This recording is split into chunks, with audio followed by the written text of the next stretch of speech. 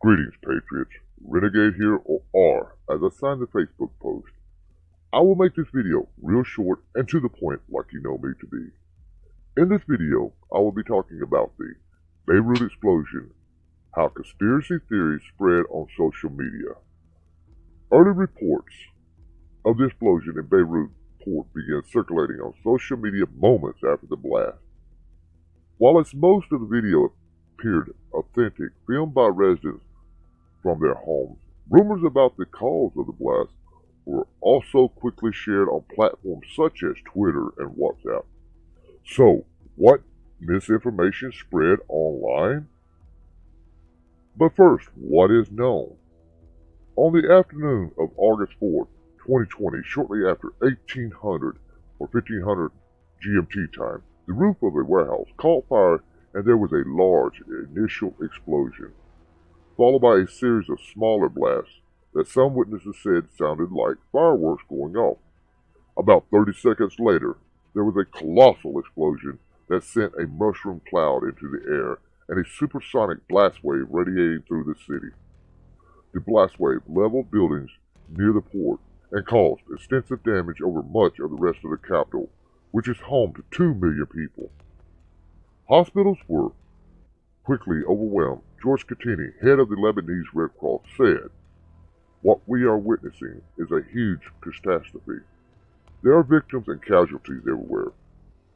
The blast appears to have been caused by an accidental fire in a warehouse facility that held 2,750 tons of ammonium nitrate at the port, causing losses estimated to be somewhere between $10 and $15 billion and leaving nearly 300,000 people homeless. Ammonium nitrate is an industrial chemical commonly used in explosives for mining and as an agricultural fertilizer.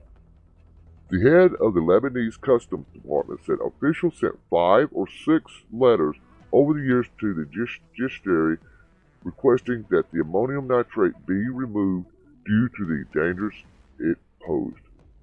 The government said on Wednesday that port officials are under house arrest and an investigation is underway. Trump's comments. Rumors about a possible attack picked up steam after 4/10/20 described the event as, quote, a terrible attack at a White House press conference. Research has identified his comments being shared and edited by far-right groups on social media to suggest that the blast was a terror attack or bomb. One post on Telegram claimed that Trump said it looks like a terrible terrorist attack. Instead, he actually said it looks like a terrible attack. We have also seen claims building off President Trump's statement about the explosion as an attack, which has provided fuel to conspiracy and disinformation communities over the past 24 hours, demonstrating the risk of inaccurate language and communications during a crisis moment. Other posts on social media make unfounded claims that Mr. Trump's comment suggested that the U.S. was forewarned of the explosion. U.S. Defense Department officials have stated that the explosion was likely an accident, contradicting the president. Defense Secretary Mark Esper said Wednesday at the Aspen Security Conference in Colorado, most believe it was an accident as reported. Also, a senior Defense Department official and a member of the U.S. intelligence community who wanted to remain anonymous said that there are no indications explosion was the result of an attack by either nation, state, or proxy forces. From fireworks to nuclear bombs.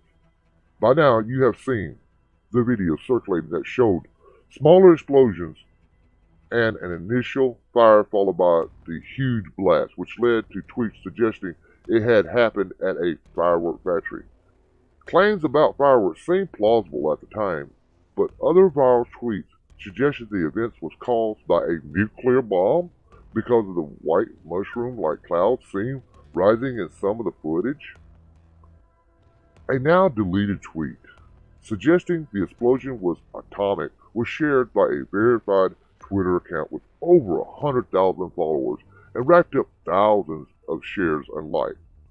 Weapon experts have been quick to point out that had an explosion been caused by a nuclear device, it would have been accomplished by a blinding white flash and a surge of heat that would have severely burned people. All electronics in the general area would have not been working, such things like a car alarms and cell phones. This would be due to the electromagnetic pulse, or EMP as it's called for short. Also, mushroom clouds are not unique to nuclear bombs. They are a result of the compression of humid air which concentrates water and creates the clouds. Bomb or missile attack.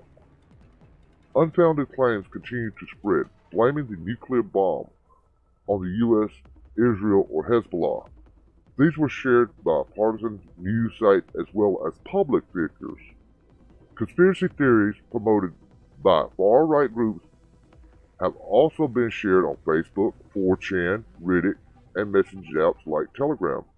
Messages have mainly focused on false claims that this was an Israeli attack either by a bomb or missile strike on a Hezbollah weapons depot. Chloe Colliver from the Institute for Strategic Dialogue said, "We have seen and known disinformation sources, including far-right extremist networks, online spreading unfounded claims about the nature and motivations behind the blast." Let me quote her. "This has included theories trying to tie the explosion to Israel and other nation states. The authorities in Lebanon and Israel have dismissed suggestions that Israel had anything to do with the incident." Far-right conspiracy theories, including QAnon supporters, have also started sharing false claims about the explosion on Facebook. They suggested the attack is related to a war between government and the central banking system. For the viewers that don't know what QAnon is, a wide-ranging, unfounded conspiracy theory that says U.S. President Donald Trump is waging a secret war against the elite, Satan worshipping in government, business, and the media. Israel Prime Minister didn't point out blast site in 2018. Photographs of Israel's Prime Minister Benjamin Netanyahu addressing the UN Security Council in 2018 have been posted on social media amid claims that he is pointing at the site of Tuesday's Beirut explosion. Some social media users are using the image as proof that Israel had a hand in the blast. The images are genuine and not manipulated, but have been taken out of context. Mr. Netanyahu is actually pointing to a completely different district in the city of Beirut, where he claimed Hezbollah was hiding weapons. The blast site is several kilometers to the north of Site 1 on Mr. Netanyahu's map. My final thoughts on the blast in Beirut, Lebanon. It is an important reminder that breaking news events is a fertile time for misinformation and speculation online. I want you to think before you share. I want you to make sure you are getting the facts and info correct. Don't just share because you belong to a group and because they said it's true. People will mislead you, some on purpose and some not. In many minds, they think it is true and real. We have a diagnosis for that. Others will mislead you on purpose to further their agenda. Some countries are actively involved in spreading of false misinformation online. So don't get caught up in the hype or trap of following someone because they are cool or have a lot of followers.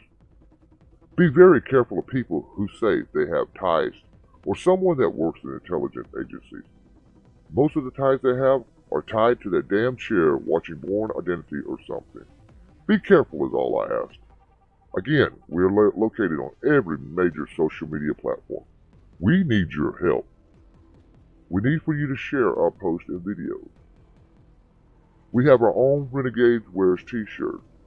You can message our Facebook page direct to order or go on over to our sponsor, uncensoredtshirts.com. We also have a PayPal set up that you may donate through. Don't forget, we have a Discord room. You may join and chat with us as well. I want to leave you with remembering your 4 B's. Always remember them. Your beans, your bullets, your bandages, and finally your Bible. Your beans are for nourishment. Your bullets are to protect you and yours. Your bandages are to cover a wound or to heal a loved one. Your Bible is one of the most important one of all. You will be needing it during times to come. You will need it to guide you and keep you on the path. Not only will your Bible guide you, it will do all that I mentioned above. It will give you nourishment, it will protect you, and it will cover you. Patriots, I do this for you. Godspeed. Renegade out.